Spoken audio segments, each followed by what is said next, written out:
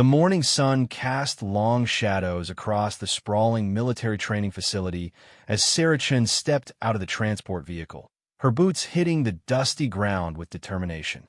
At 24, she possessed an unassuming presence that made seasoned soldiers glance past her without a second thought.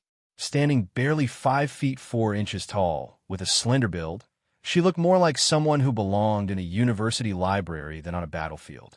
Her dark hair was pulled back in a regulation ponytail, and behind wire-rimmed glasses, her brown eyes held a quiet intensity that few people bothered to notice. The Specialized Operations Training Center buzzed with activity as dozens of candidates from various military branches converged for the most challenging selection process in the armed forces. This wasn't just any training program. The Special Operations Unit recruited only the most exceptional individuals, those capable of performing impossible missions that regular forces couldn't handle.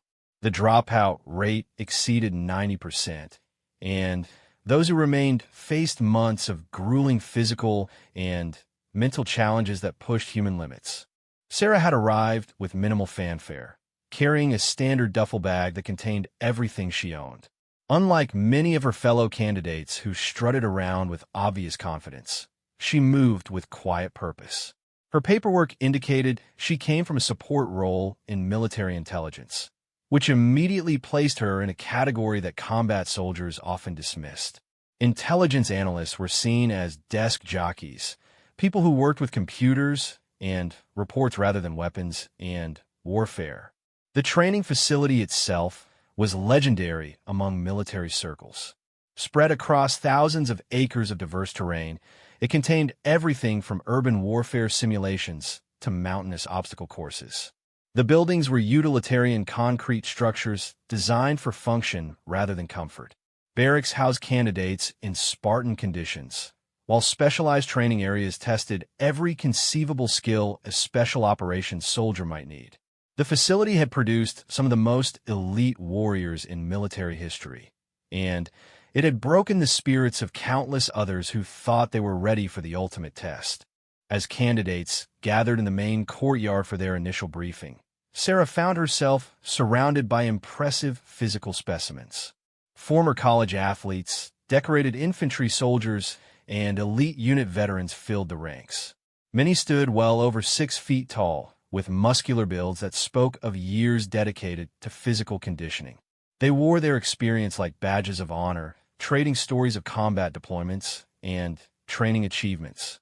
Their gear was often customized with personal touches that demonstrated their professional credentials. Sarah listened to these conversations without participating, taking mental notes about her competition. She observed how they carried themselves, how they interacted with instructors, and how they sized up potential threats among their peers. These were serious people with impressive backgrounds, but she noticed something interesting. Many seemed to rely heavily on intimidation and reputation rather than actually demonstrating their capabilities. They talked extensively about past accomplishments while treating the current challenge as something they had already conquered. The lead instructor appeared precisely at the scheduled time, his presence immediately commanding attention. Master Sergeant Rodriguez had spent 23 years in special operations, with deployment records that read like action movie plots. His weathered face carried scars from conflicts around the world, and his eyes held the sharp focus of someone who had survived situations that would destroy ordinary people. When he spoke, his voice carried absolute authority that made even the most confident candidates straighten their posture. "Ladies and gentlemen, welcome to hell," Rodriguez began, his gaze sweeping across the assembled group. "Some of you think you're here because you're tough. Some think you're here because you're smart. Some think you're here because you've proven yourself somewhere else. Let me be crystal clear about something. Nothing you've done before this moment matters. Every accomplishment, every medal, every story you tell yourself about how special you are means absolutely nothing here." He paused, letting his words sink in before continuing. "This program will strip away every illusion you have about your capabilities. It will find your weaknesses and exploit them until you break or transform. Most of you will discover that you're not nearly as capable as you believed. A few might surprise themselves and find strength they never knew existed. The question isn't whether you think you belong here. The question is whether you can prove it when everything goes wrong. Sarah absorbed these words without the visible reaction many others displayed. Some candidates nodded aggressively, as if accepting a personal challenge. Others shifted uncomfortably, perhaps beginning to question their decision to be there. A few maintained stoic expressions that revealed nothing about their internal state.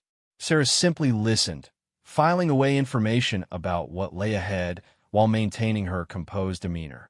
The initial processing continued for hours as candidates completed medical examinations, psychological evaluations, and administrative requirements. During these procedures, Sarah encountered the first instances of casual dismissal that would characterize much of her early experience. Medical personnel made assumptions about her physical capabilities based on her appearance. Administrative staff questioned whether her paperwork was correct, wondering if someone with her background belonged in the program. Fellow candidates often looked right through her, focusing their attention on individuals they perceived as serious competition. One particularly telling interaction occurred during the equipment distribution process. Candidates received standardized gear that would be used throughout their training, including weapons, survival equipment, and specialized tools. When Sarah approached the supply sergeant, he looked at her paperwork with obvious confusion before double-checking her identification. Sarah, intelligence specialist. Are you sure you're in the right place? The sergeant asked, his tone suggesting he expected her to realize her mistake and withdraw from the program. Yes, Sergeant. This is where I'm supposed to be, Sarah replied calmly, extending her hand to receive her assigned equipment. The sergeant shrugged and handed over her gear, but not before making a comment to his assistant about how the program was accepting different types of people these days. The implication was clear. He didn't believe someone with her background and appearance belonged among elite warriors. This sentiment would be repeated in various forms throughout her initial days at the facility. Her assigned bunk was in a barracks with 11 other candidates, all of whom possessed the kind of imposing physical presence that seemed designed for special operations work. Her bunkmate was Jackson Miller, a former college football player who had served 3 combat tours as an infantry officer. Standing 6 feet 2 inches tall and weighing over 200 pounds of solid muscle, Miller embodied everything people expected from special operations candidates. He was friendly enough, but clearly viewed Sarah as someone who would wash out within the first week. No offense, Miller said while organizing his gear, but this program is going to be brutal. Are you sure you know what you signed up for? Sarah finished arranging her equipment with methodical precision before responding. I appreciate the concern, but I'm exactly where I want to be. Miller nodded politely, but his expression suggested he thought she was either delusional or unprepared for reality. This conversation was repeated with minor variations throughout her first evening as other candidates attempted to manage their expectations about her likely performance. They weren't necessarily trying to be cruel, but their assumptions were obvious. Someone who looked like Sarah couldn't possibly survive training designed to break much larger and stronger individuals. The first formal training session began before dawn the following morning. Candidates were awakened at 4:30 by harsh lights and shouted commands, then given 15 minutes to dress, organize their gear, and form up outside the barracks. This timeline was deliberately challenging, designed to create stress and test how people performed when rushed and disoriented. Many candidates struggled to meet the deadline, arriving at formation with incomplete uniforms or missing equipment. Sarah appeared precisely on time, with every item of gear properly positioned and secured. Her uniform was immaculate despite the rushed timeline, and she carried herself with calm confidence that contrasted sharply with the frantic energy displayed by many others. Several instructors noticed this attention to detail, though they kept their observations to themselves during these initial evaluations. The morning session consisted of physical fitness assessments designed to establish baseline capabilities for each candidate. These weren't simply pass or fail tests, but comprehensive evaluations that measured strength, endurance, flexibility, coordination, and mental toughness under physical stress. The instructors wanted to understand not just what candidates could accomplish, but how they approached challenges and handled adversity. Sarah's performance during these assessments provided the first hints that appearances could be deceiving. While she couldn't match the raw strength displayed by larger candidates, her technique was flawless and her endurance seemed unlimited. During push-up evaluations, she maintained perfect form long after muscular candidates began struggling with fatigue. Her running times were competitive despite her shorter stride length, and she completed obstacle courses with an efficiency that suggested extensive preparation and natural athleticism. More importantly, she displayed the kind of mental composure that instructors specifically looked for in potential special operations personnel. When other candidates became frustrated with difficult tasks, Sarah remained focused and methodical. She didn't waste energy on emotional reactions or complaints about unfair standards. Instead, she analyzed each challenge and adapted her approach until she found successful strategies. One particular event during these initial assessments became a defining moment in how others began to perceive Sarah's capabilities. The rope climb was a standard military fitness test that required candidates to ascend a thick rope using only their arms and hands without assistance from their legs. This exercise demanded exceptional upper body strength and technique, and many otherwise capable individuals struggled to complete it successfully. When Sarah's turn arrived, several candidates paused their own activities to watch, expecting to witness what they assumed would be an inevitable failure. She approached the rope with the same calm demeanor she brought to every task, examining its texture and testing her grip before beginning her ascent.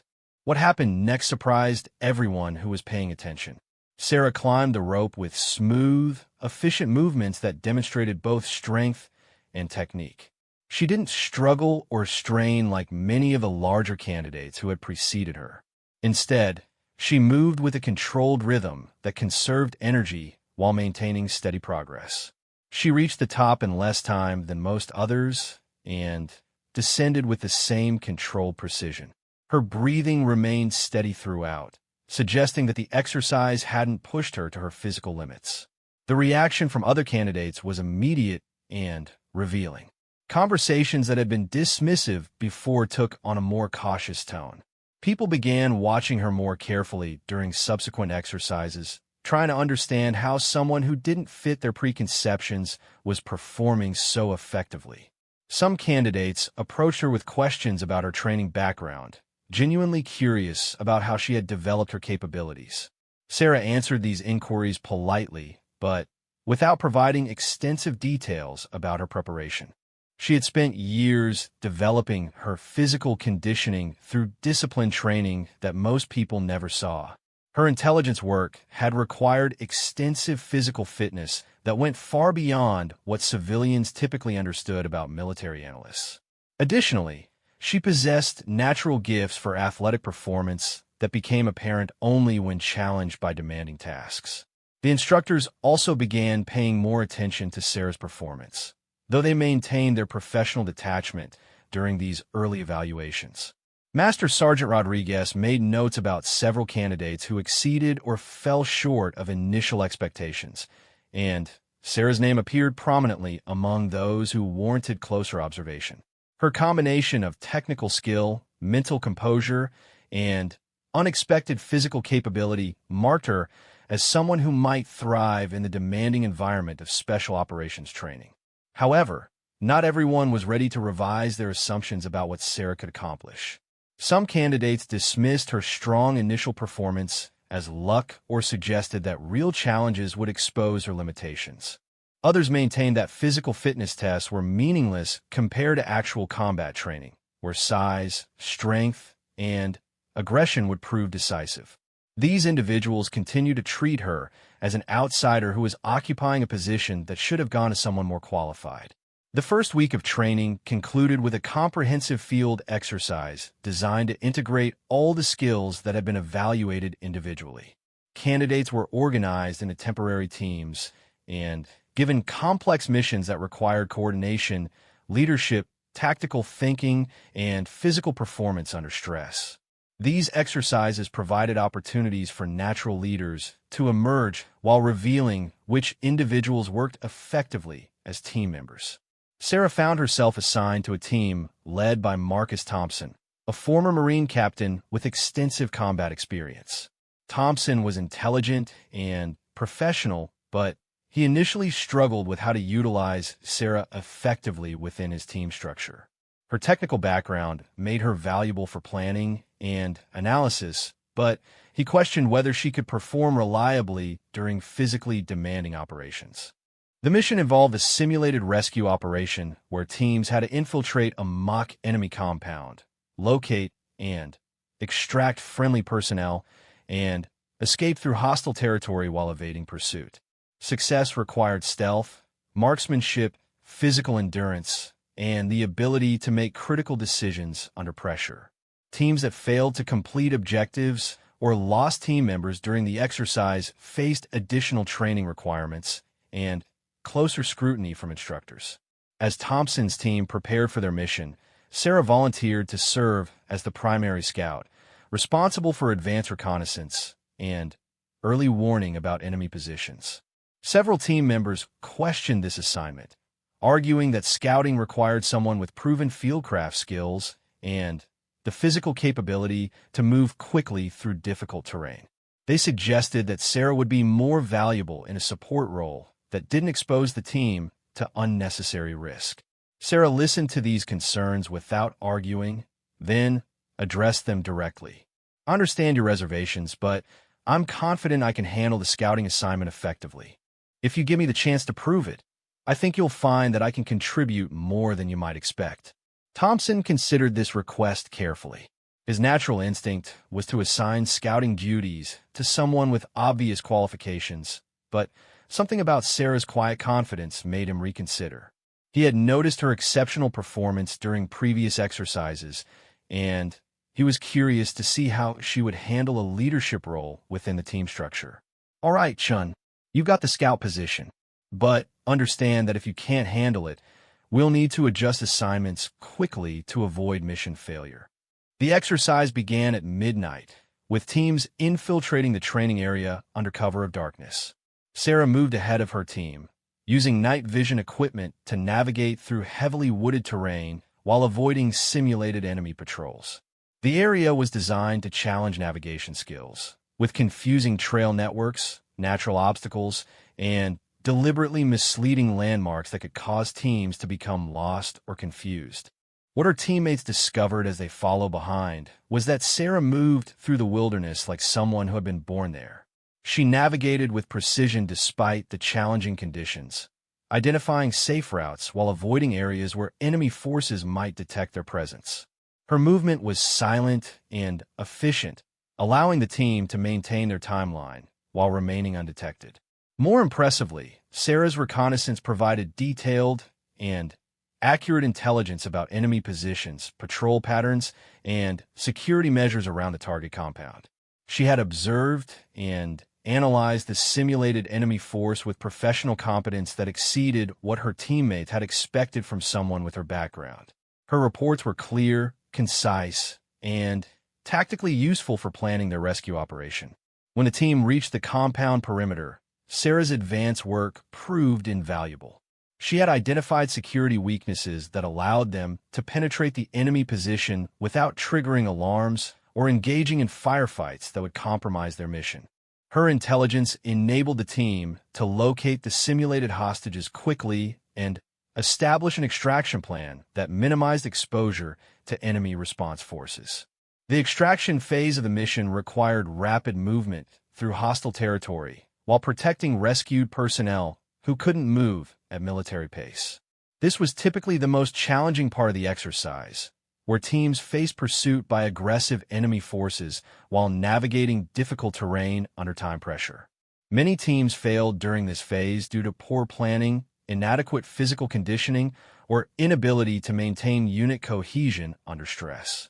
Sarah's performance during the extraction exceeded every expectation her teammates had held about her capabilities. She maintained her scouting responsibilities while helping to manage the rescued personnel, ensuring that the team moved efficiently without leaving anyone behind. When enemy forces began pursuit, she identified evasion routes that allowed the team to avoid direct confrontation while maintaining progress toward their extraction point. The most dramatic moment came when the team encountered an unexpected enemy checkpoint that blocked their planned escape route. Traditional tactical doctrine would have required either a frontal assault that risked mission failure or a lengthy detour that would prevent them from reaching the extraction point on schedule. Sarah suggested an alternative approach that demonstrated both tactical creativity and confidence in her abilities. "I can neutralize the checkpoint guards silently if you can provide covering positions," she told Thompson. "Give me 3 minutes, and I'll signal when it's clear to proceed." Thompson hesitated, uncertain whether to trust such a critical task to someone whose combat capabilities remained unproven. However, their timeline was critical, and conventional alternatives seemed unlikely to succeed. He made a decision that would prove significant for how the team viewed Sarah's contributions. "Do it. We'll be ready to support if needed." What happened next provided undeniable evidence of skills that Sarah had carefully concealed during her initial interactions with other candidates. She approached the enemy position with professional competence that belonged to someone with extensive tactical training. Her movement was controlled and purposeful, demonstrating fieldcraft abilities that exceeded what her intelligence background should have provided. The simulated neutralization of enemy guards was executed with precision that impressed both her teammates and the instructors who were evaluating the exercise. Sarah's technique was flawless, her timing was perfect, and she completed the task without creating any disturbance that would alert other enemy forces. Within minutes, she signaled for the team to proceed through the now secure checkpoint. The team completed their mission with exceptional success, extracting all simulated hostages while avoiding casualties and maintaining their operational timeline. Their performance earned recognition as one of the most effective teams during the exercise, with specific praise for their coordination, tactical planning, and adaptation to unexpected challenges. As they returned to base camp, Thompson approached Sarah with questions about her background and training. Her performance had been too competent to result from standard military intelligence preparation alone. She had demonstrated skills that suggested extensive, specialized training that wasn't reflected in her official personnel records. "Chun, where exactly did you learn to do what you did out there?" Thompson asked directly. Sarah considered her response carefully before answering. "I've had some additional training opportunities that aren't widely known. Let's just say that intelligence work sometimes requires skills that people don't associate with desk jobs." This response raised more questions than it answered, but Sarah's tone made it clear that she wouldn't provide additional details about her preparation. Thompson respected her privacy while making mental notes about the implications of what he had observed. Someone with Sarah's demonstrated capabilities didn't develop them accidentally, suggesting that there was much more to her story than initial appearances indicated. The successful completion of the field exercise marked a turning point in how other candidates viewed Sarah's presence in the training program. Word spread quickly among the candidates about her exceptional performance, and people began approaching her with greater respect and curiosity. The casual dismissal that had characterized initial interactions was replaced by genuine interest in understanding her background and capabilities. However, this recognition also created new challenges for Sarah as she progressed through the training program. Some candidates began viewing her as competition rather than an outsider who would inevitably wash out. Others questioned whether her success resulted from legitimate skill or whether she had received preferential treatment from instructors. A few individuals seemed resentful that someone who didn't fit traditional stereotypes was outperforming candidates with more obvious qualifications. Sarah navigated these changing dynamics with the same composed professionalism that characterized all her interactions. She didn't seek attention or recognition for her achievements, nor did she respond to criticism or skepticism with defensive arguments. Instead, she continued focusing on her own performance while supporting her teammates whenever possible. The first major phase of training concluded with comprehensive evaluations that would determine which candidates advanced to more specialized instruction. These evaluations considered not only individual performance, but also leadership potential, team integration skills, and psychological stability under prolonged stress. Approximately 60% of the initial candidates were eliminated during this phase, with most washouts occurring due to inability to meet physical standards or failure to demonstrate required mental toughness.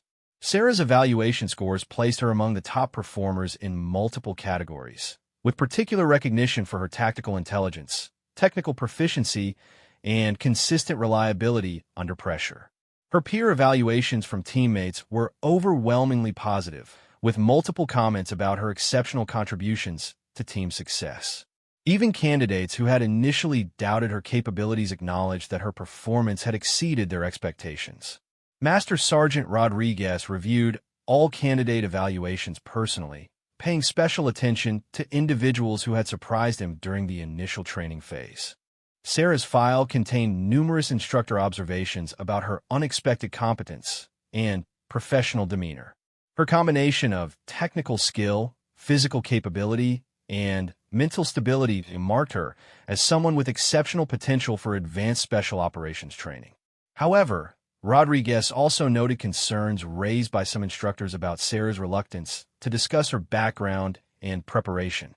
While candidates weren't required to reveal personal details, her obvious competence in areas outside her official specialty suggested training that wasn't documented in her personnel records.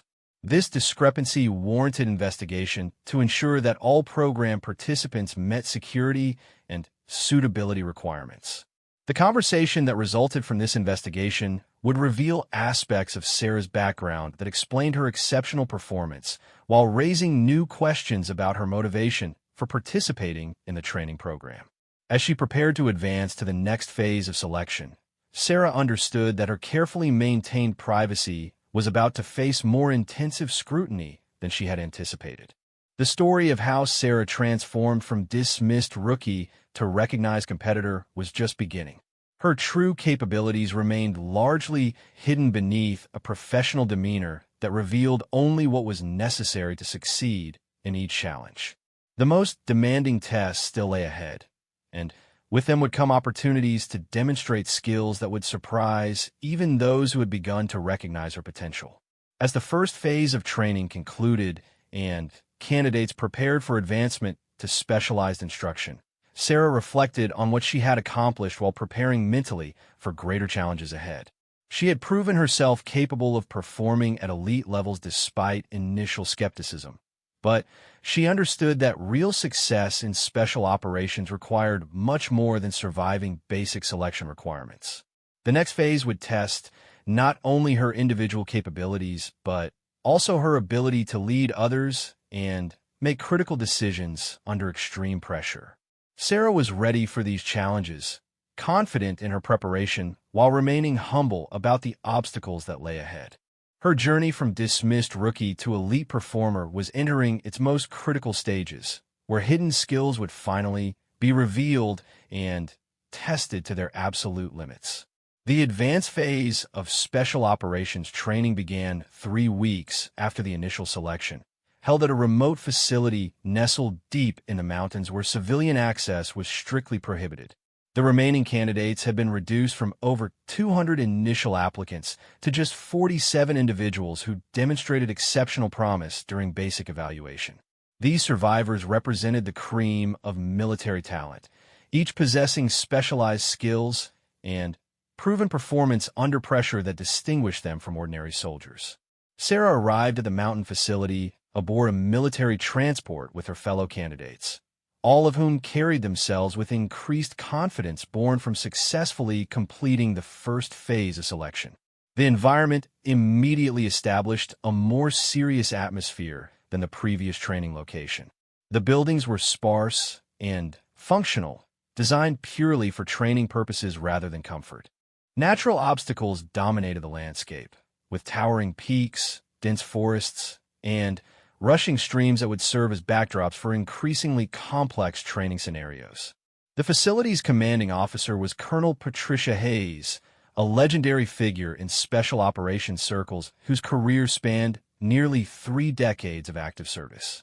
Colonel Hayes had earned her reputation through operational excellence in multiple theaters, leading missions that remained classified years after their completion. She possessed the kind of presence that commanded immediate respect, even from senior military personnel who outranked her in other contexts. During the initial briefing, Colonel Hayes addressed the candidates with characteristic directness. You've survived basic selection, which means you possess minimum qualifications for advanced training. However, minimum qualifications are precisely that, minimum. What you'll face here will test abilities you didn't know you possessed while exposing weaknesses you never recognized. Some of you will discover reserves of strength and capability that surprise you. Others will find that your limitations are more significant than you believed. She paused, studying the assembled group before continuing. Special operations personnel don't simply follow orders or execute predetermined plans. They adapt, innovate, and lead when conventional approaches fail. They make critical decisions with incomplete information while bearing responsibility for consequences that affect national security. If you can't handle that level of responsibility, this is your last opportunity to withdraw honorably. Sarah listened intently while observing how different candidates responded to Colonel Hayes' challenge. Some maintained stoic expressions that revealed nothing about their internal reactions. Others nodded with obvious determination, accepting the challenge as a personal test. A few seemed to reconsider their commitment as the full implications of advanced training became clear. The first specialized training module focused on advanced marksmanship, testing not only accuracy under ideal conditions, but precision shooting under extreme stress, poor weather, and time pressure.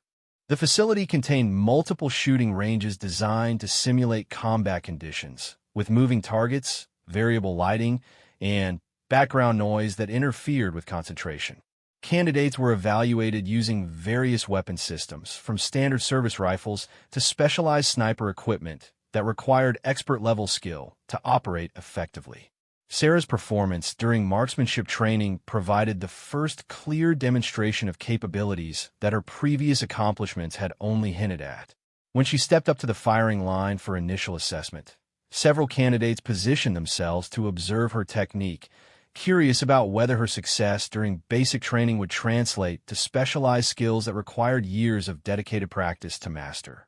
What they witnessed was shooting performance that belonged to someone with professional sniper training rather than a military intelligence specialist. Sarah's stance was perfect, her breathing control was textbook, and her trigger technique demonstrated the kind of precision that comes only from extensive practice with expert instruction. Her first shot group measured less than half an inch at 100 yards, a result that would have been impressive for anyone, but was extraordinary for someone whose official specialty didn't include advanced marksmanship. The shooting instructor, Sergeant First Class Martinez, had trained thousands of military personnel during his 15-year career. He recognized immediately that Sarah's technique exceeded standard military training by a significant margin. Her equipment handling was professional, her safety practices were flawless, and her consistency suggested countless hours of practice under expert supervision. "Chin, where did you learn to shoot like that?" Martinez asked after observing several exceptional shot groups. "I've always been interested in precision shooting," Sarah replied without elaborating on her specific training background. Martinez nodded, but made mental notes about following up on her qualifications. Shooting at Sarah's level required access to specialized instruction and extensive practice opportunities that weren't typically available to intelligence personnel. Someone had invested significant resources in developing her marksmanship skills, suggesting preparation for roles that extended far beyond standard military intelligence functions. The marksmanship training progressed through increasingly challenging scenarios designed to test performance under stress. candidates engage targets while wearing full combat gear, after completing exhausting physical exercises and under time pressure that simulated combat conditions.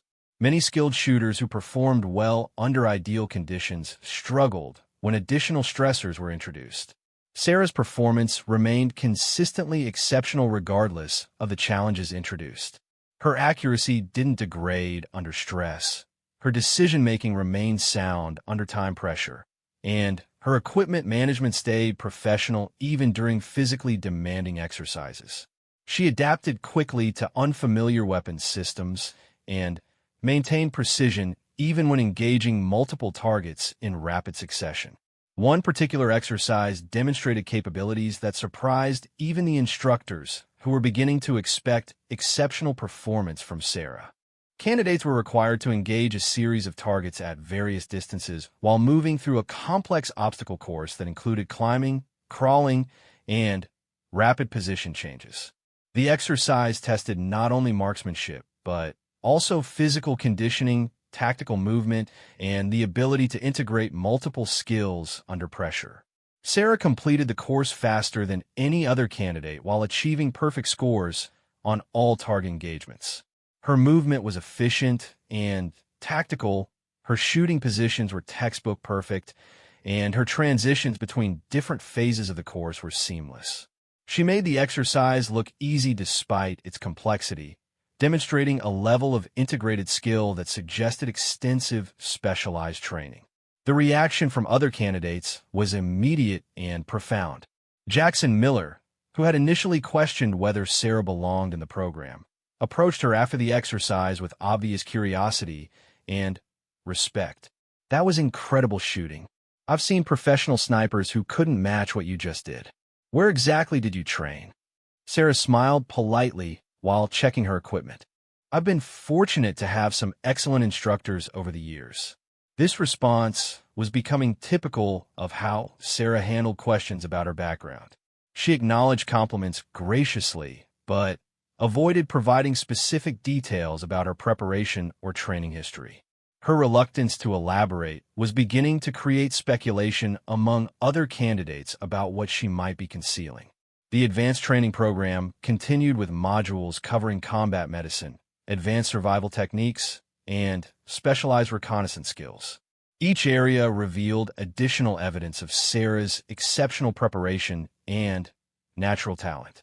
Her medical training exceeded standard first aid certification, demonstrating knowledge of advanced trauma care and battlefield medicine that suggested formal medical education. Her survival skills were comprehensive and practical, indicating experience in multiple environments and climates. Her reconnaissance abilities combined technical expertise with fieldcraft that belonged to professional intelligence operatives.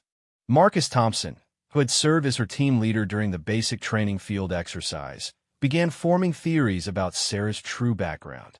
Her combination of skills was too comprehensive and too advanced to result from standard military training alone. Someone with her capabilities had received specialized instruction that wasn't available through normal military channels. "You know what I think?" Thompson confided to Miller during one evening break. "I think Shin isn't really intelligence. Or, at least, not the kind of intelligence we usually think about. Someone with her skills works for organizations that don't advertise their training programs." Miller nodded thoughtfully. "That would explain a lot. But if that's true, why is she here? People with her background don't usually need to prove themselves through programs like this."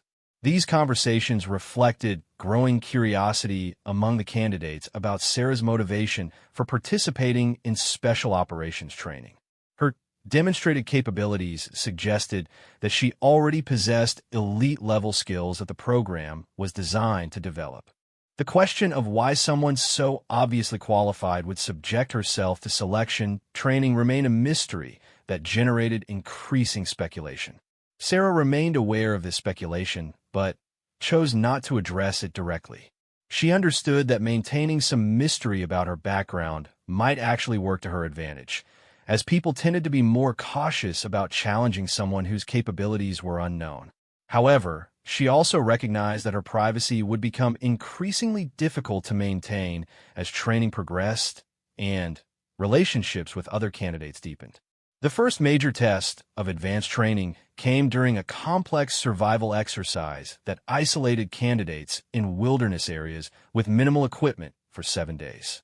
Each candidate was given basic survival gear and emergency communication equipment, then assigned to reach a specific extraction point while avoiding capture by hunter forces that patrolled the training area. Success required not only survival skills, but also tactical movement, navigation, and the mental toughness to endure prolonged stress and discomfort. Sarah's survival exercise began in a heavily forested mountain region during late autumn, when temperatures dropped below freezing at night, and weather conditions could change rapidly from clear skies to driving rain or snow. She was given a basic pack containing shelter materials, water purification tablets, emergency rations for 2 days, and navigation equipment. Her assignment was to travel 30 miles through challenging terrain to reach an extraction point while evading patrol teams that would attempt to capture her using tracking dogs and aerial surveillance. The exercise tested not only survival knowledge, but also the ability to think strategically while managing physical and psychological stress. Candidates who were captured faced additional challenges and closer scrutiny from instructors. Those who reached the extraction point early received recognition, but were also evaluated on their methods and decision-making processes throughout the exercise. Sarah's approach to the survival exercise demonstrated the same methodical planning and execution that characterized all her training performance. She spent the first several hours analyzing her situation, studying maps and weather information, and developing a comprehensive plan that accounted for multiple contingencies. Rather than immediately beginning movement toward her objective, she invested time in preparation that would pay dividends throughout the week-long exercise. Her route selection avoided obvious paths and areas where patrol teams would most likely concentrate their search efforts. She identified water sources, shelter locations, and food procurement opportunities along her planned route, reducing her dependence on limited emergency rations. Most importantly, she developed contingency plans for various scenarios that might force her to deviate from her primary route. The first 2 days of the exercise passed without incident as Sarah moved steadily toward her objective while remaining undetected by hunter forces. Her pace was deliberately measured, prioritizing stealth and energy conservation over speed. She supplemented her emergency rations with edible plants and small game that she trapped using techniques that demonstrated extensive wilderness training. Her shelter construction was professional and effective, providing adequate protection from increasingly severe weather conditions. On the third day, Sarah encountered the first serious challenge when patrol teams with tracking dogs discovered her overnight shelter site shortly after she had departed. The dogs picked up her scent trail and began pursuit, forcing her to implement evasion techniques that would test her ability to remain undetected while maintaining progress toward her objective. What followed was a masterful demonstration of fieldcraft and tactical thinking that impressed even the instructors who were monitoring the exercise. Sarah used natural terrain features, water obstacles, and weather conditions to confuse the tracking dogs while gradually increasing her distance from pursuit forces. She employed techniques that suggested formal training in escape and evasion that exceeded standard military instruction. Her methods included using streams to break scent trails, doubling back to create false direction indicators, and constructing decoy shelters that would waste patrol team resources. She moved during periods when weather conditions favored stealth over speed, taking advantage of rain and wind to mask her movement sounds.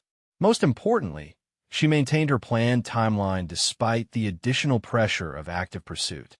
The pursuit continued for 2 days as patrol teams attempted to predict her route and establish blocking positions ahead of her advance.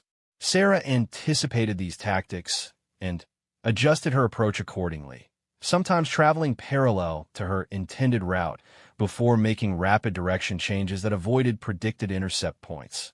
Her navigation remained accurate despite the complex evasion maneuvers, and she continued making steady progress toward her extraction point.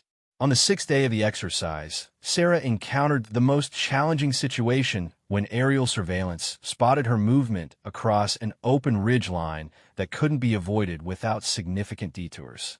Helicopter-mounted patrol teams immediately began converging on her location, forcing her to implement emergency evasion procedures while maintaining some possibility of reaching her extraction point on schedule.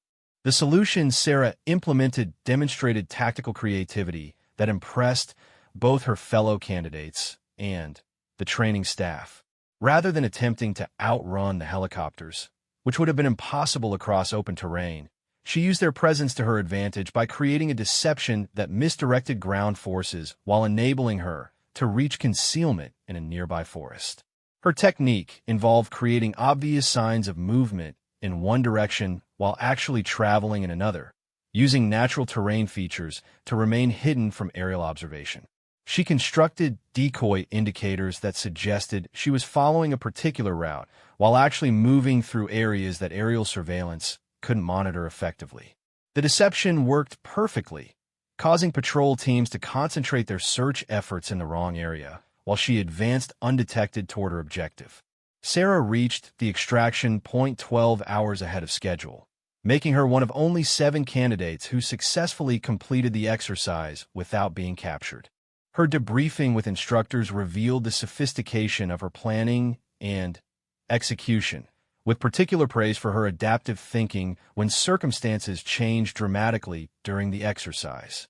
Colonel Hayes personally conducted Sarah's post-exercise evaluation, intrigued by reports of exceptional performance that exceeded instructor expectations. The colonel's questions focused not only on specific techniques Sarah had employed, but also on her thought processes and decision-making criteria throughout the exercise. "Chun, your performance during this exercise was outstanding by any measure," Colonel Hayes began. "Your evasion techniques were textbook perfect, your survival skills were comprehensive, and your tactical thinking was sophisticated. Where did you develop these capabilities?" Sarah considered her response carefully before answering. "I've been fortunate to receive excellent training from various sources over the years, Colonel. I've always been interested in developing comprehensive skills that would make me more effective in any role I might be assigned." Colonel Hayes studied Sarah intently, recognizing that this response avoided specifics while suggesting preparation that went far beyond normal career development. As someone with extensive experience in special operations, the colonel understood that Sarah's capabilities indicated access to elite-level training that wasn't widely available within the military. "Your skills are impressive, but I'm curious about your motivation for being here. Someone with your demonstrated capabilities already possesses many of the abilities we're trying to develop in other candidates. What are you hoping to accomplish through this program?" This question addressed the central mystery that had been developing throughout Sarah's training experience. Her presence in the program seemed almost unnecessary given her obvious qualifications, yet she had volunteered for training that was redundant with skills she already possessed. "I want to test myself against the highest standards available," Sarah replied. "I've had excellent training, but I've never had the opportunity to validate my capabilities against truly elite competition. This program provides that opportunity while allowing me to learn from outstanding instructors and fellow candidates." Colonel Hayes accepted this explanation while making mental notes about following up on Sarah's background through official channels. The colonel's instincts suggested that Sarah's story was more complex than her public persona indicated, but her performance spoke for itself regardless of any mysteries about her preparation. The survival exercise marked a turning point in how other candidates viewed Sarah's presence in the training program. Her exceptional performance was no longer surprising, but the sophistication of her skills raised questions about her true background and qualifications. Several candidates began treating her as an unofficial instructor, seeking advice about techniques and approaching her with questions about their own performance. Sarah handled this attention carefully, providing helpful guidance when asked while maintaining appropriate boundaries about sharing specific techniques or knowledge.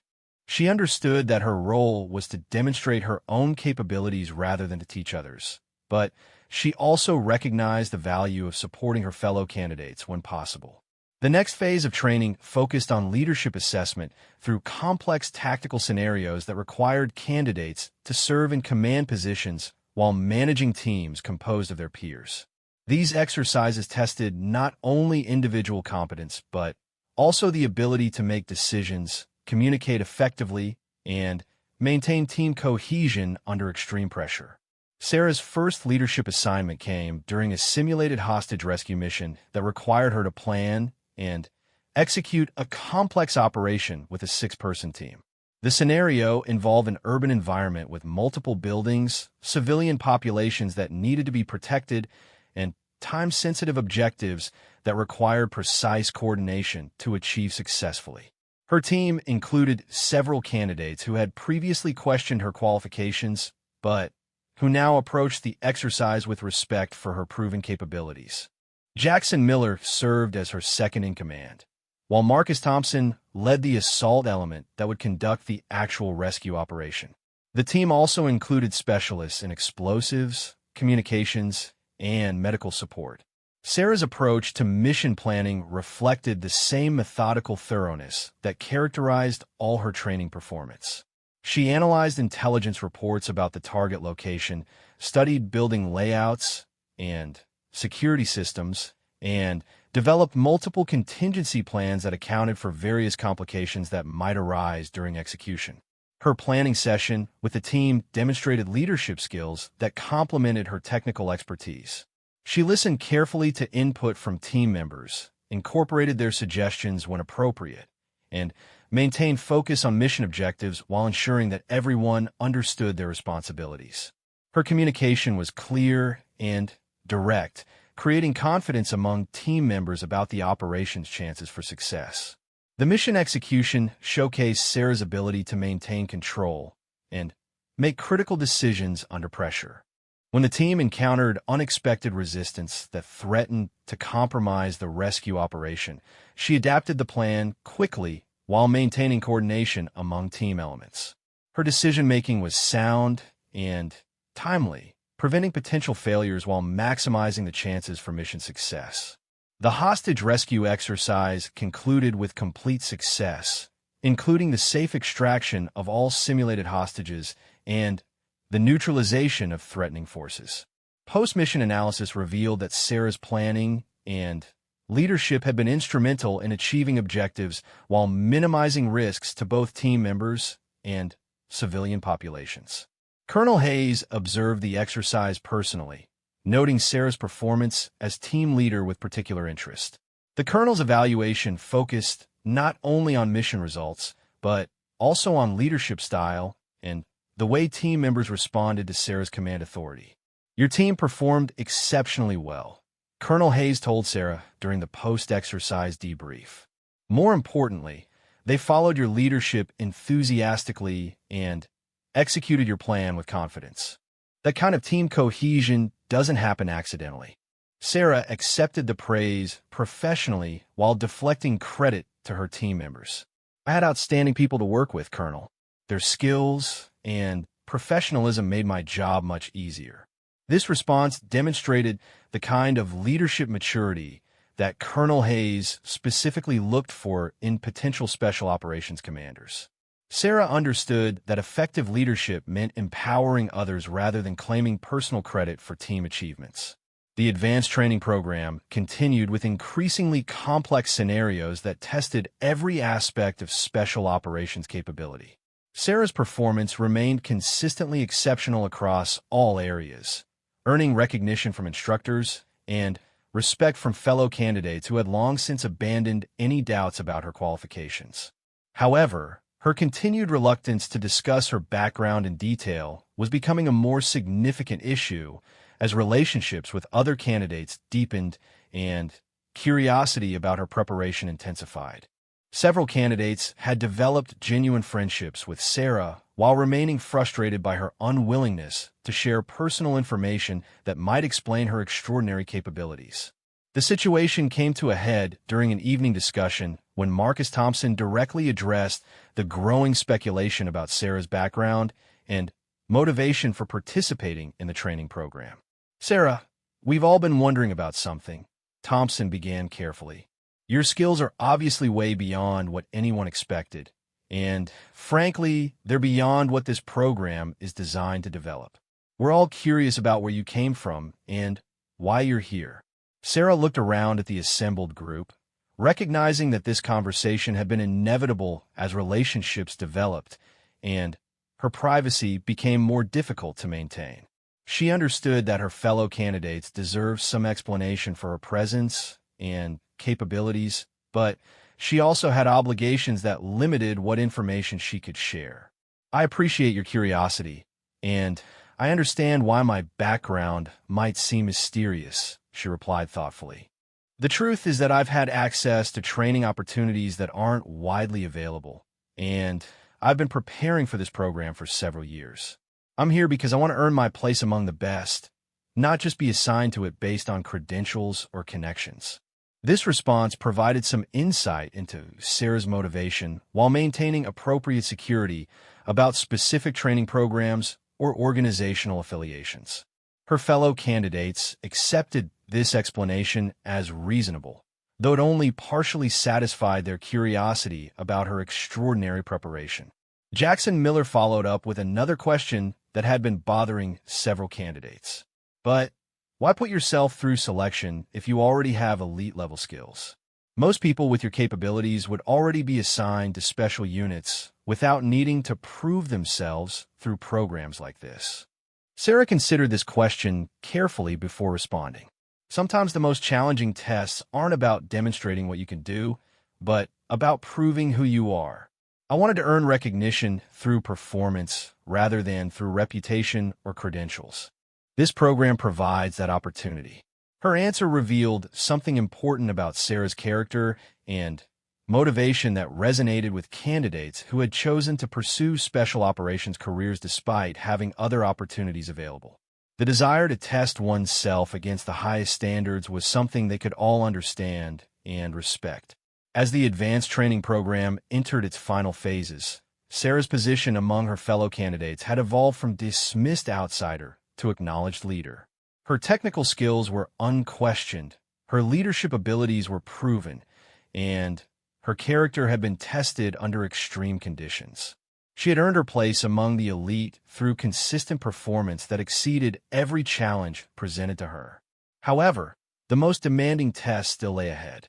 The final phase of special operations training would require not only individual excellence, but also the ability to perform successfully in operational environments that replicated real-world missions.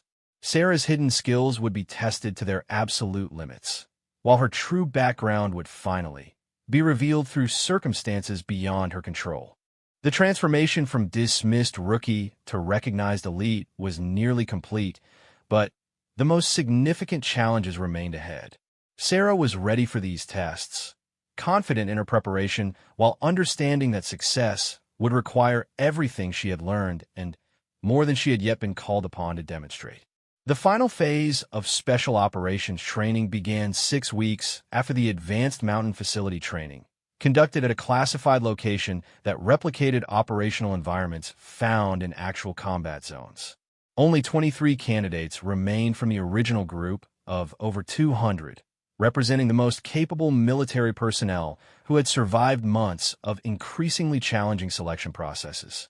These survivors possessed not only exceptional individual skills, but also proven ability to perform under extreme pressure while maintaining professional standards that distinguished elite forces from conventional military units.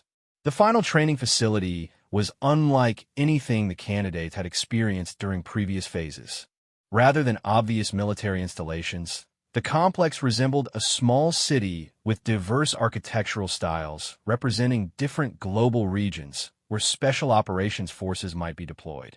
Buildings included everything from modern urban structures to traditional rural compounds, complete with civilian populations played by professional actors who spoke multiple languages and behaved according to carefully scripted scenarios. Colonel Hayes introduced the candidates to the final phase with characteristic directness, but her briefing carried additional weight given what lay ahead. You've proven your individual competence and demonstrated leadership potential under controlled training conditions. Now you'll face operational scenarios that replicate real-world missions where failure means more than just personal disappointment. The stakes you'll experience here mirror those you'll encounter in actual special operations, where your decisions affect not only your own survival, but also national security interests and innocent lives. She paused, studying each candidate individually before continuing. Some of you will discover that all your training has prepared you for exactly this moment. Others will find that real operational pressure exposes limitations that didn't appear during previous exercises. The difference between training and operations isn't just intensity. It's the weight of genuine consequences for every decision you make. Sarah listened to this introduction while observing her fellow candidates' reactions to the prospect of operational-level training. The group that remained represented extraordinary military talent, with each individual having demonstrated exceptional capabilities during previous phases. However, she recognized that operational success required integration of all skills under pressure that exceeded anything they had experienced during selection training. The first operational scenario thrust candidates into a complex counterterrorism mission that required them to infiltrate a hostile urban environment, gather intelligence about terrorist activities, and execute a precision strike that eliminated specific threats while protecting innocent civilians. The scenario was designed to test not only tactical skills, but also ethical decision-making under pressure, cultural sensitivity, and the ability to adapt when initial plans prove inadequate for complex situations. Sarah was assigned as team leader for a 6-person unit that included Marcus Thompson as deputy commander, Jackson Miller as assault team leader, and 3 other candidates who specialized in communications, explosives, and medical support. Their target was a suspected terrorist cell operating from a heavily populated urban district where distinguishing between threats and innocent civilians required expert-level intelligence analysis and tactical judgment. The mission began with a week-long intelligence gathering phase, where team members operated in civilian clothing while establishing surveillance of suspected terrorist activities. This phase tested their ability to blend into foreign environments, gather information without detection, and maintain operational security while building detailed intelligence about their targets. Sarah's approach to intelligence operations reflected capabilities that clearly exceeded standard military training. She moved through the simulated urban environment with professional competence that suggested extensive experience in human intelligence operations.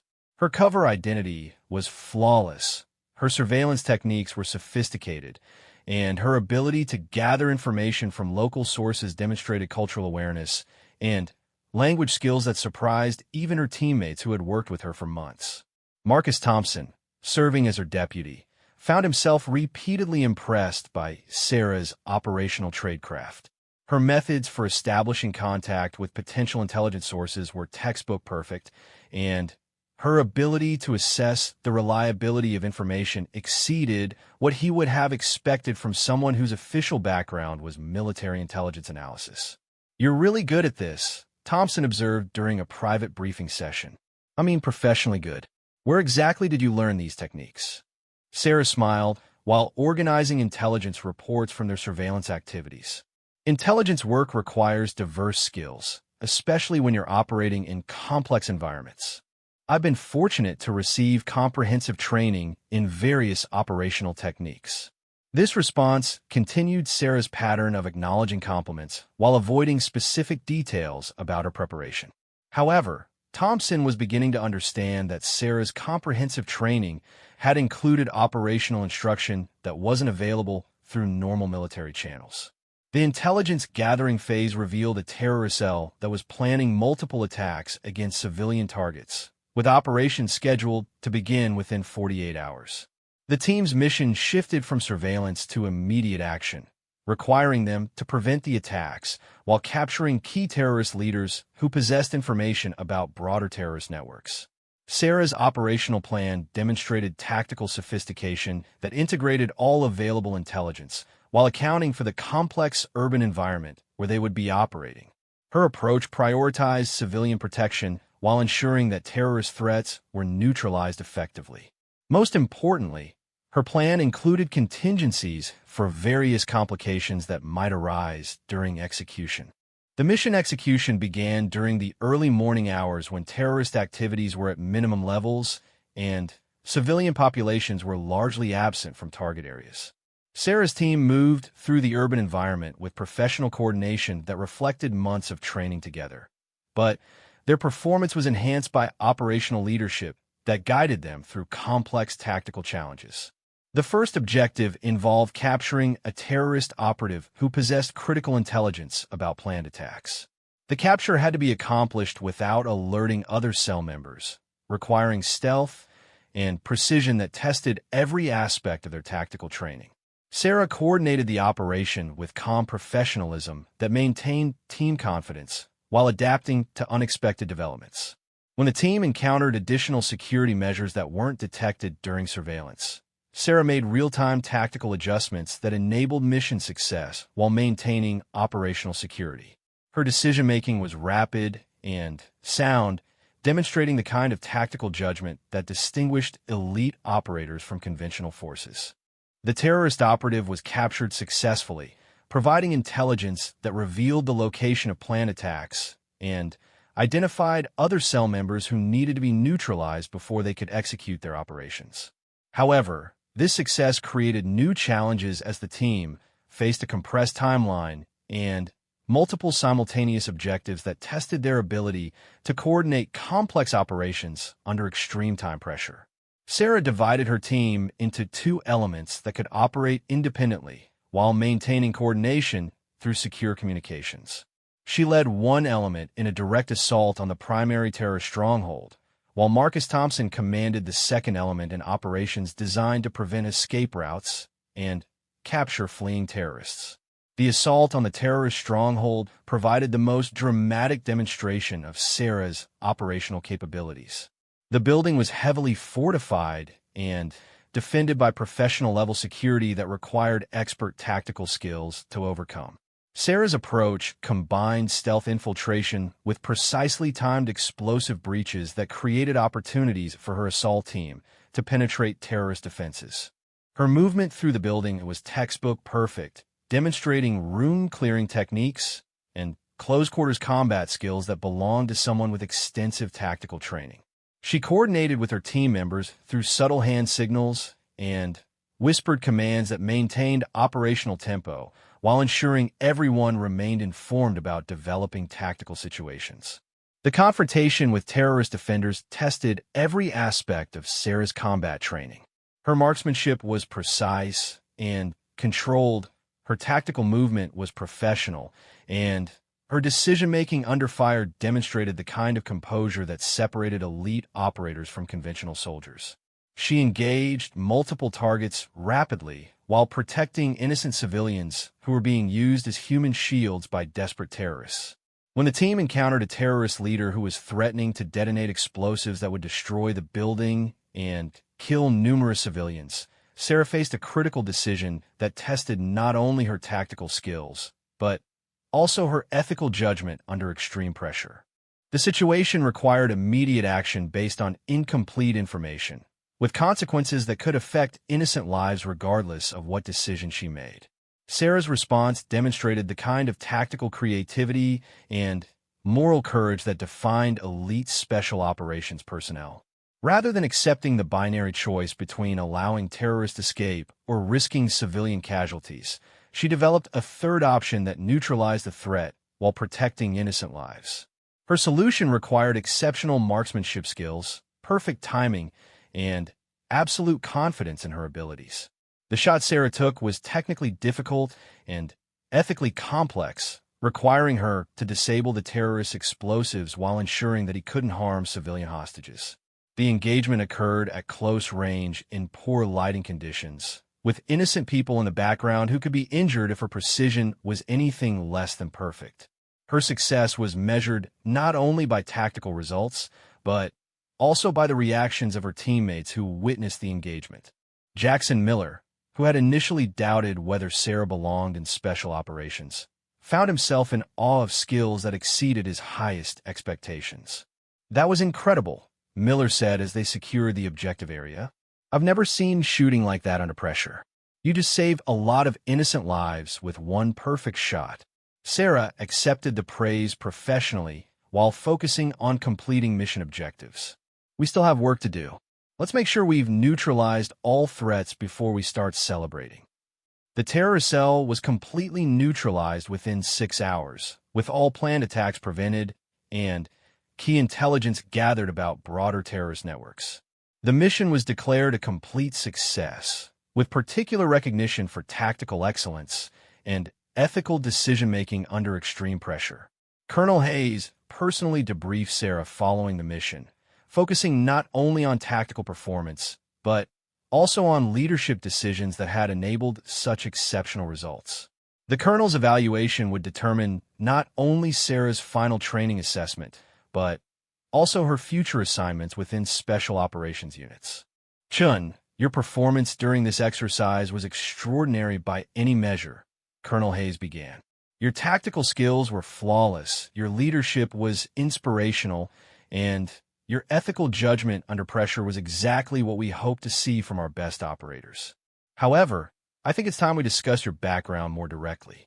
Sarah recognized that her privacy was about to end as Colonel Hayes continued with obvious knowledge about aspects of her history that hadn't been revealed during previous conversations. "I've been conducting some research into your background, and I've discovered some interesting information.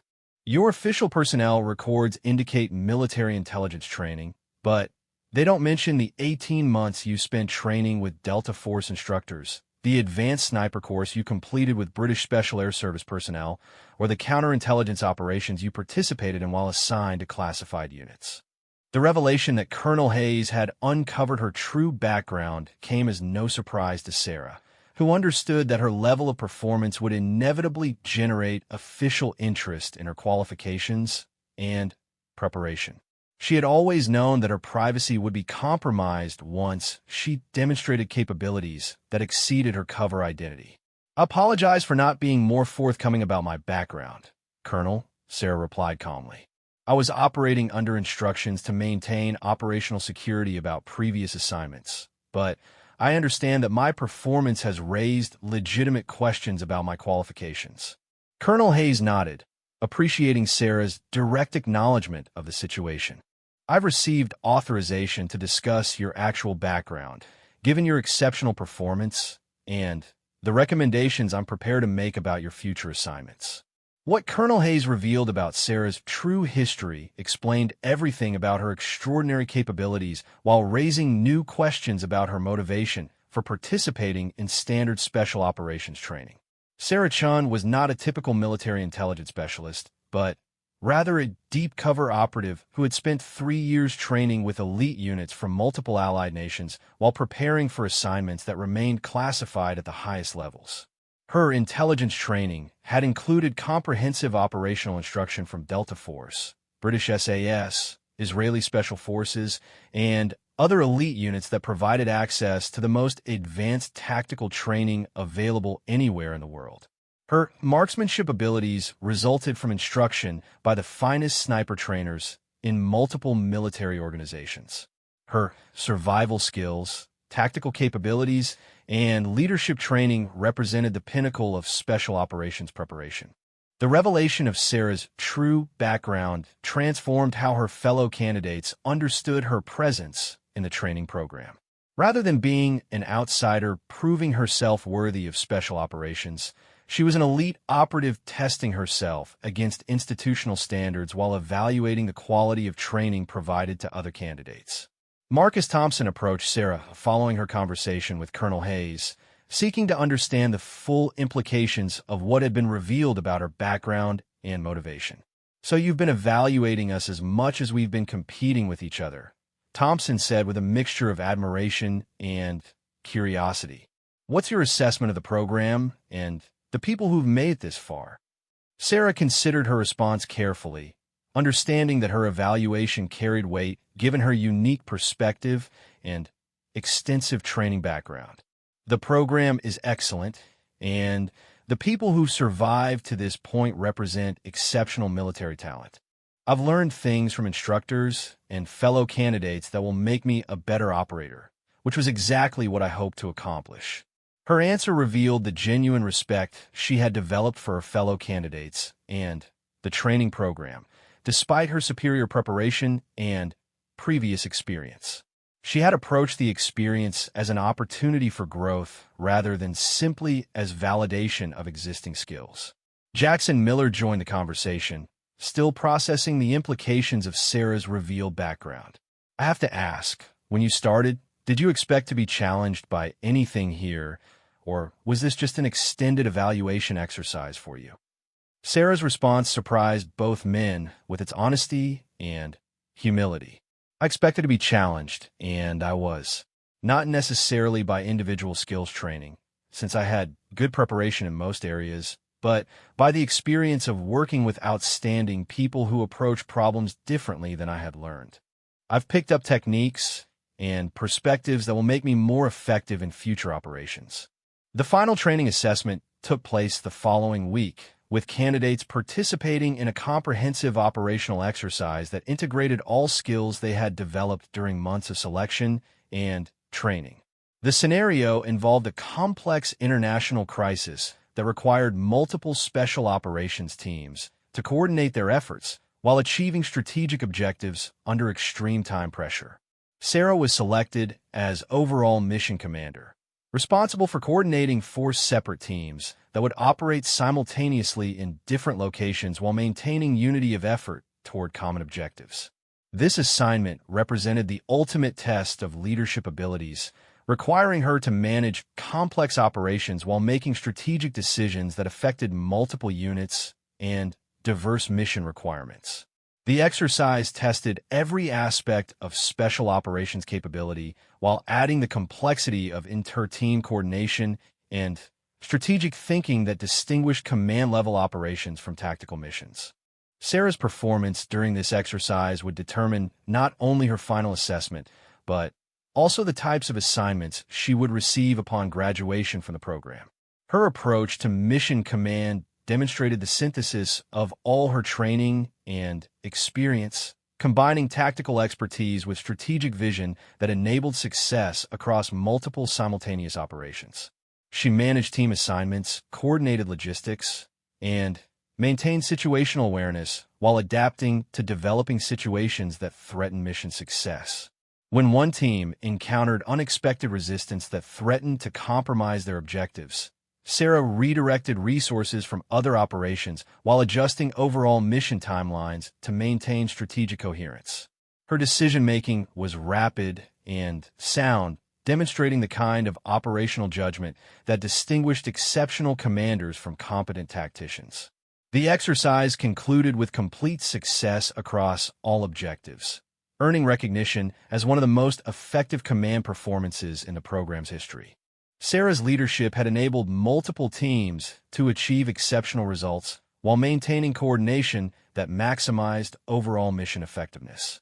Colonel Hayes conducted the final evaluation personally, focusing on Sarah's development during the program and her readiness for advanced operational assignments.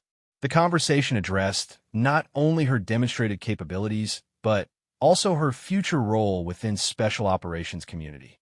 Chun, your performance throughout this program has been exceptional, and your command of the final exercise was outstanding, Colonel Hayes began. Based on everything I've observed, you're ready for the most challenging assignments we can offer. However, I'm curious about your preferences for future operations. Sarah had given considerable thought to this question throughout the training program, understanding that her choices would determine the direction of her career and the nature of challenges she would face in coming years. I'd like assignments that allow me to use all the skills I've developed while continuing to grow as an operator and leader, Sarah replied.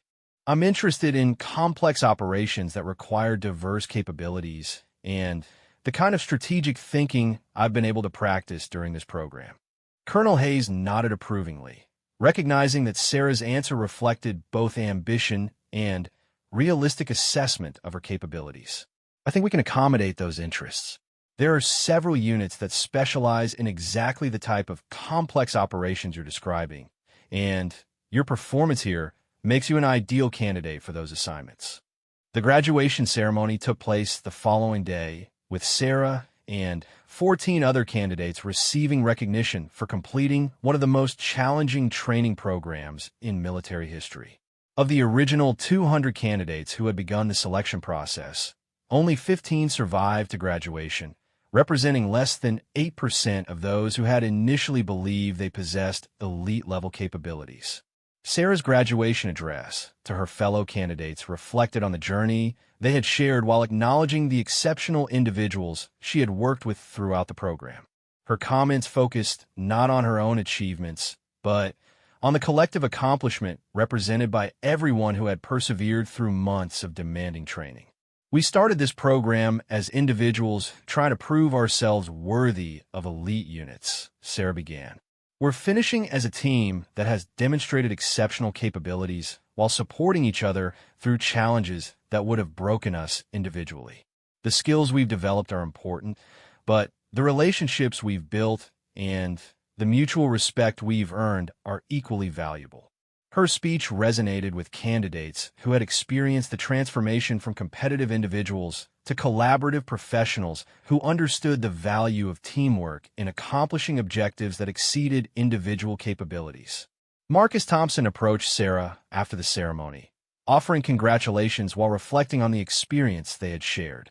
"You know, when I first met you, I thought you were going to wash out in the first week. I've never been more wrong about anything in my life." Sarah smiled, remembering the assumptions that had characterized initial interactions with most of her fellow candidates. "I understood why people made those assumptions, and I didn't take offense. Sometimes it's useful when people underestimate your capabilities." Jackson Miller joined them, adding his own perspective on Sarah's impact during the training program. "You change how I think about evaluating people and their potential. I'll never again assume that someone's capabilities match their appearance or background." These conversations reflected a broader transformation that had occurred among all candidates who had witnessed Sarah's journey from dismissed outsider to acknowledged elite operator. Her example had challenged assumptions about who belonged in special operations while demonstrating that exceptional capabilities could develop in unexpected ways. The assignments that followed graduation placed Sarah in exactly the type of complex operations she had requested, working with multinational special operations units on missions that required the full range of skills she had developed throughout her career. Her performance in these operations validated the training program's assessment, while establishing her reputation as one of the most capable operators of her generation. Years later, when training programs needed examples of exceptional candidates who had exceeded all expectations, instructors would tell Sarah's story as demonstration that elite capabilities could emerge from unexpected sources. Her journey from dismissed rookie to acknowledged expert became part of military folklore that inspired future candidates while challenging assumptions about what constituted ideal qualifications for special operations. The story of Sarah Chun represented more than individual achievement. It demonstrated that excellence emerged from dedication, preparation, and character rather than from obvious physical attributes or conventional backgrounds. Her success challenged institutional assumptions while proving that the most exceptional individuals might not always fit traditional expectations about elite military personnel. Sarah's transformation from overlooked candidate to elite operator had revealed hidden skills that surprised everyone except herself. She had always known her capabilities, but had chosen to prove them through performance rather than through credentials or reputation. Her success validated the principle that genuine excellence spoke for itself when given opportunity to demonstrate its worth. The journey that began with dismissive assumptions about her potential had culminated in recognition as one of the most capable special operations personnel of her era. Sarah had achieved exactly what she had set out to accomplish, earning her place among the elite through demonstrated excellence rather than through inherited privilege or obvious advantages. Her story continued beyond graduation as she applied her skills in operational environments that tested everything she had learned while providing opportunities for continued growth and development. Sarah Chun had proven that exceptional individuals could emerge from unexpected backgrounds, changing assumptions about elite military capability while inspiring others to pursue their own paths to excellence regardless of initial skepticism about their potential. The rookie who had been dismissed as unlikely to survive basic training had revealed herself as an elite operator whose skills exceeded those of candidates with obviously superior qualifications. Her journey demonstrated that true excellence couldn't be assessed through superficial evaluation, but required the demanding tests that revealed character and capability under extreme pressure. Sarah's story would be retold for years as an example of how exceptional individuals could transcend initial expectations while proving that elite capabilities developed through dedication and preparation rather than through inherited advantages. She had transformed from overlooked outsider to acknowledged expert, earning recognition through performance that spoke louder than any credentials or recommendations. Her legacy extended beyond personal achievement to influence how future training programs evaluated candidates and how institutional assumptions about elite potential were reconsidered in light of demonstrated excellence that emerged from unexpected sources. Sarah Chun had proven that exceptional capabilities could develop anywhere, requiring only opportunity and determination to reveal their true worth.